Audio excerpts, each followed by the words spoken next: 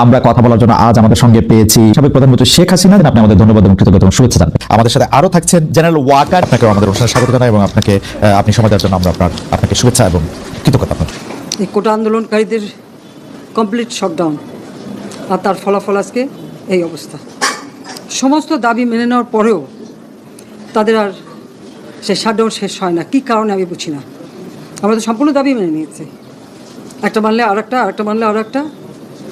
আর এর ফল আজকে জ্বালিয়ে পুড়ে সব একদিকে সরকার, আর আজকে কত মানুষ জীবন হারালো, কতগুলি মানুষ পঙ্গু হয়ে যাচ্ছে, কতগুলি মানুষ।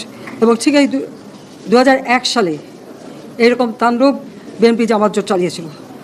আওয়ামী লীগের প্রায় 21,000 নেতাকর্মী হত্যা করে, কত মানুষগুলি খেয়ে তাদের ঘর বাড়ি হাত পাকিয়ে দেওয়া, চোখ তুলে দেওয়া, মেয়েদের রেপ করা, এই তাণ্ডব ছিল।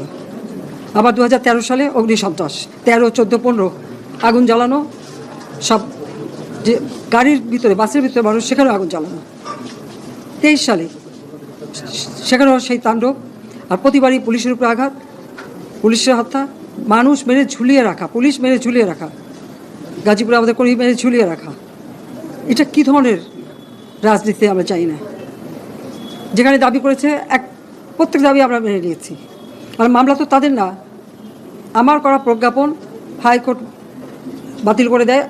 সরকারের পক্ষ থেকেই তো আমরা আপিল করি এবং ওই হাইকোর্টের সে রায় সেটা স্থগিত করে দেওয়া হয়। তাহলে তো আবার কোটা থেকে যায়। তাহলে আন্দোলনটা কিসের জন্য ছিল? একেবারে শাটডাউন করে সবাইকে তারপরে মারা। যে সমস্ত ঘটনা ঘটেছে আর যেভাবে মানুষগুলি ক্ষতিগ্রস্ত হয়েছে আর যারা মারা গেছে, আমি তাদের আত্মার মাগফিরাত কামনা করি। আর যারা এখন আহত, তাদের সকলের চিকিৎসা সুষ্ঠুভাবে হচ্ছে। আমি আমাদের ডাক্তার, নার্স বা কর্মচারী সকলকে আমি আন্তরিক ধন্যবাদ জানাচ্ছি যে তারা দিন রাত অক্লান্ত পরিশ্রম করেছেন। এবং আমাদের স্বাস্থ্য মন্ত্রণালয় থেকে মন্ত্রী, প্রতিমন্ত্রী সহ আমাদের সকলে বারবার এদের দেখে গেছে এবং যা যা লাগে করে দিচ্ছে। আজকে চিকিৎসার জন্য যা যা লাগবে আমরা করে দিচ্ছি। আর যারা পা হারিয়েছে বা হাত হারিয়েছে, আমরা কৃত্রিম পায়ের ব্যবস্থা করে দেবো, যাতে তারা আবার সুস্থ মানুষের মতো চলতে পারে, নিজের কাজ করতে পারে। এবং এর মধ্যে একজন আবার প্রতিবন্ধীও, কাজে তার মা যাতে ভালোভাবে চলতে পারে। প্রতিবন্ধী অবশ্য আমরা ভাতাও দিচ্ছি, কিন্তু তাকে আরও ব্যবস্থা করে দেবো, আমাদের যতটুকু সাধ্য করে দেবো। কিন্তু আমার দেশবাসীর কাছে আমি বিচার চাই, কি অপরাধটা কী করেছি যে এইভাবে, যেখানে আমি মানুষের ভাগ্য পরিবর্তনের কাজ করে যাচ্ছি, মানুষের জীবন মান উন্নয়ন করেছি। আজকে বাংলাদেশ সেই 2008-এর বাংলাদেশ আর 2024-এর বাংলাদেশ তো এক না। বাংলাদেশের মানুষের জীবন মান তো উন্নত হয়েছে। আমাদের অর্থনীতি আজকে কত উপরে উঠে গিয়েছিল এবং এটা মনে হলো যে এটা আর কিছুই না। এটা আমাদের অর্থনীতিকে সম্পূর্ণ পঙ্গু করে দিয়ে বাংলাদেশকে আবার ভিক্ষুকের জাতি করে দেওয়া। এটাই বোধহয় এদের পিছনে ষড়যন্ত্র। সেটাই হচ্ছে সবথেকে দুঃখজনক যে দিন রাত অক্লান্ত পরিশ্রম করে বাংলাদেশটাকে যখন একটা জায়গায় নিয়ে আসলাম, আজকে সেখানে দেখি এই একদিকে জ্বালা পোড়া সব কিছু। ঠিক যে প্রতিষ্ঠানগুলি মানুষের সেবা দেয়, আজকে মেট্রো রেলে চড়ে মানুষ কত অল্প সময়ের মধ্যে সময় বাঁচিয়ে কর্মস্থলে পৌঁছাতে পারতো, আবার ফিরতে পারতো। সেখানে ছাত্ররা, চাকরিজীবী, সাধারণ মানুষ সবাই তো যেতে পারতো। সেই স্টেশনগুলি পুড়িয়ে এখন ট্রাফিক জ্যাম, মানুষের কষ্ট।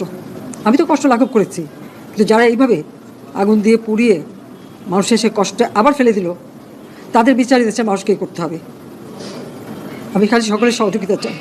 আর এইভাবে মায়ের কোল খালি হোক এটা আমি চাই না, কারণ আমি তো বাবা মা সব হারিয়েছি। আমি তো জানি হারাবার ব্যথা কত কষ্ট, কিন্তু সেই কষ্ট বুকে নিয়েই তো ফিরে আসতে এদেশের মানুষের জন্য।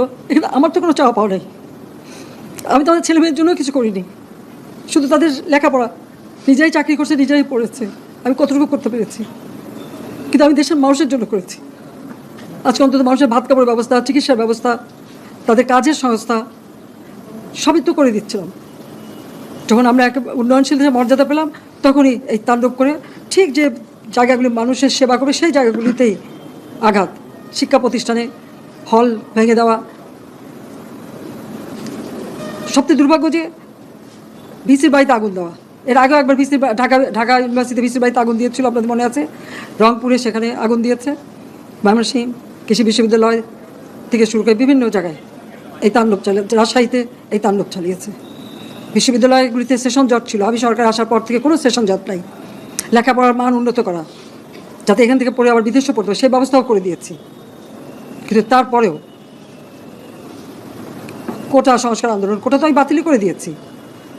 আমি আহ্বান করেছিলাম যে একটু ধৈর্য ধরো, হাইকোর্টে শুনানি হবে। হাইকোর্ট যে রায় দেয় না, তারপরেও এই আন্দোলন হবে আজকে এই যে এতগুলি মানুষের জীবনের ক্ষতি হলো, এতগুলি পরিবার ক্ষতি হলো, এর দায় দায়িত্ব কাদের? আমি দেশবাসীর কাছে সেই আহ্বান জানাবো যে এই ধরনের ধ্বংসযজ্ঞের জন্য এই দেশকে নিয়ে একটু চালাতে না পারি। আমি সকলের সাহায্য চাই, আর আমি চাই না এভাবে মায়ের কোল খালি হোক আর এভাবে মানুষ অসহায় হয়ে পড়ুক। এই হাসপাতালটাই তো আজকে আপনারা দেখেন কত সুন্দরভাবে করে দিয়েছে, কিছু নেই হাসপাতালে, একটা লিফটও ছিল না আমি যখন সরকারে আসি। আর এই হাসপাতালও আমার আব্বা স্বাধীনতার পর জাতির পিতা বঙ্গবন্ধু শেখ মুজিবই করে দিয়েছিলেন, আমি সেটা উন্নতি করেছি বলেই তো আজকে চিকিৎসা দিতে পারছি, নইলে এত রোগীর চিকিৎসা দেওয়া কোনোদিন সম্ভব হতো না। তো আমার কি এটাই অপরাধ যে আমি মানুষের জীবন মান উন্নত করার জন্য কাজ করেছি, আর সেই জায়গাগুলিকে হামলা করতে হবে? কোভিড-19-এর সময় যেখানে আমরা সব থেকে ভালোভাবে মানুষের চিকিৎসা দিতে পেরেছি, সেই কোভিড হাসপাতাল সেখানে আগুন দিয়েছে। এটা কী ধরনের খেলা? আমরা নিজেরা এই সমস্ত জিনিস নিয়ে অনেক ভিন্ন মত পোষণ করছি, কেউ কেউ এই জিনিসটাকে ভিন্ন খাতে প্রবাহিত করার চেষ্টা করছি, সেটা আমাদের জন্য মঙ্গলজনক হবে না। আজকে যদি আমার যে উপদেশ আমি কিছু দিয়ে যাব, সেটা যদি আপনারা গ্রহণ করেন, আপনারা লাভবান হবেন, আমি এটা আপনাদের নিশ্চিত করছি। আমরা নিজেরা ভেদাভেদ সৃষ্টি না করি, আমরা নিজেরা ইউনাইটেড থাকি। আমাদের মধ্যে যদি কোনো সমস্যা থেকে থাকে, কোনো ব্যত্যয় থেকে থাকে, কোনো গ্রিভান্সেস থেকে থাকে, সেটা আমরা আলোচনার মাধ্যমে সমাধান করব। এটার জন্য ডানে বায়ে দৌড়িয়ে কোনো লাভ হবে না, নিজের ক্ষতি ছাড়া কোনো লাভ হবে না, আমি আপনাদের এই জিনিসটা নিশ্চিত করে দিচ্ছি।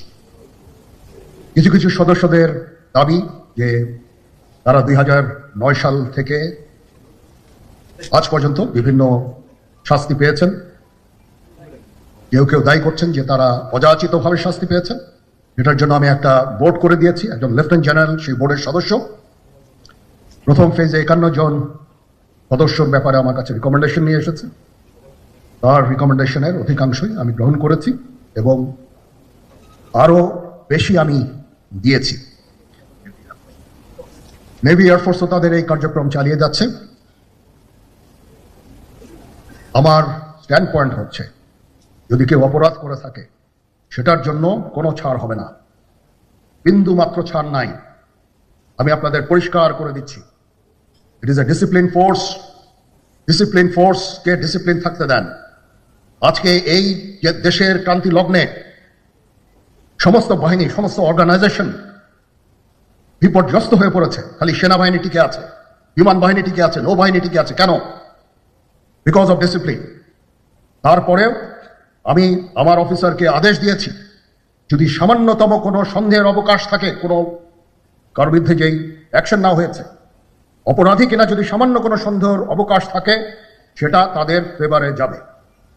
এটা হচ্ছে আমার ঢালাও নির্দেশ। সেই হিসাবে বিভিন্ন প্রস্তাব আমার কাছে এসেছে। কোনো কোনো প্রস্তাবে আমি আরো আমার নিজে থেকে যোগ করে আরো বেশি আমি নিয়েছি। এভাবে পর্যায়ক্রমে অফিসাররা অ্যাপিয়ার করবে, আসবে, এবং তাদের এই জিনিসগুলো আমরা দেখব। দেখে যদি মনে হয় যে তাদেরকে করার অবকাশ আছে কিছু, অবশ্যই আমরা করব। এটা ন্যায় নীতিতে আমরা প্রতিষ্ঠিত থাকবো। আপনারা কিছু মনে করবেন না, আজকে আমি একটু পরিষ্কার করে আমি কথা বলতে চাই। আপনাদের সবার হয়তো ভালো নাও লাগতে পারে, কিন্তু বিশ্বাস করেন, আমার এটা যদি আপনারা গ্রহণ করেন, আপনারা লাভবান হবেন, কোনো ক্ষতি হবে না দেশের। আমার অন্য কোনো আকাঙ্ক্ষা নাই, আমার একটাই আকাঙ্ক্ষা, দেশ এবং জাতিটাকে একটা সুন্দর জায়গায় রেখে ছুটি করা। I had enough. Was last 7-8 months I had enough.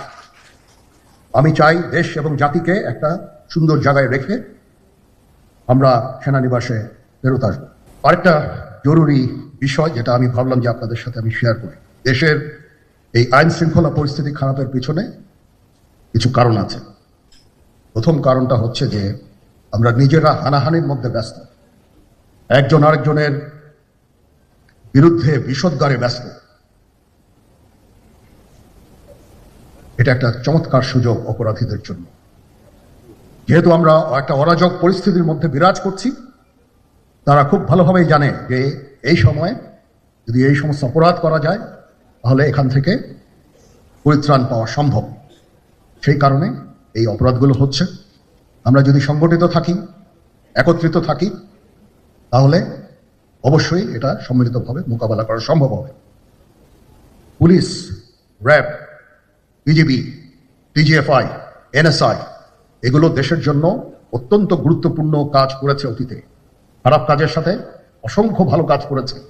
আজকে যে দেশের স্থিতিশীলতা, দেশটাকে যে এত বছর স্থিতিশীল রাখা হয়েছে, এটার কারণ হচ্ছে এই সশস্ত্র বাহিনীর বহু সেনা সদস্য, সিভিলিয়ান সবাই মিলে এই অর্গানাইজেশনগুলোকে, অসামরিক সামরিক সবাই মিলে এই অর্গানাইজেশনগুলোকে এফেক্টিভ রেখেছে। সেই জন্য আজকে সুন্দর, এতদিন ধরে আমরা একটা সুন্দর পরিবেশ পেয়েছি। এর মধ্যে যারা কাজ করেছে, যদি অপরাধ করে থাকে সেটার শাস্তি হবে, অবশ্যই শাস্তি হতে হবে, না হলে এই জিনিস আবার ঘটবে। আমরা সেটাকে বন্ধ করতে চাই চিরতরে, কিন্তু তার আগে মনে রাখতে হবে আমরা এমনভাবে কাজটা করব এই সমস্ত অর্গানাইজেশনগুলো যেন আন্ডারমাইন না হয়। আজকে পুলিশ সদস্য কাজ করছে না, একটা বিশাল বড় কারণ হচ্ছে অনেকের বিরুদ্ধে মামলা, অনেকে জেলে। RAB, BGB, DGFI, NSI panic, বিভিন্ন দোষারোপ, খুন ইত্যাদি তদন্ত চলছে। অবশ্যই তদন্ত হবে, দোষীদের বিচারের আওতায় আনতে হবে, এমনভাবে কাজটা করতে হবে যেন এই অর্গানাইজেশনগুলো আন্ডারমাইন না হয়। এই অর্গানাইজেশনগুলোকে যদি আন্ডারমাইন করে আপনারা মনে করেন যে দেশের শান্তি শৃঙ্খলা বিরাজ করবে, সবাই শান্তিতে থাকবেন, এটা হবে না, সেটা সম্ভব না। আমি আপনাদের পরিষ্কার করে বলে দিচ্ছি, এই দেশের শান্তি শৃঙ্খলা রক্ষার দায়িত্ব খালি সেনাবাহিনীর না। 2 লক্ষ পুলিশ আছে, বিজিবি আছে, র্যাব আছে, আনসার বিডিপি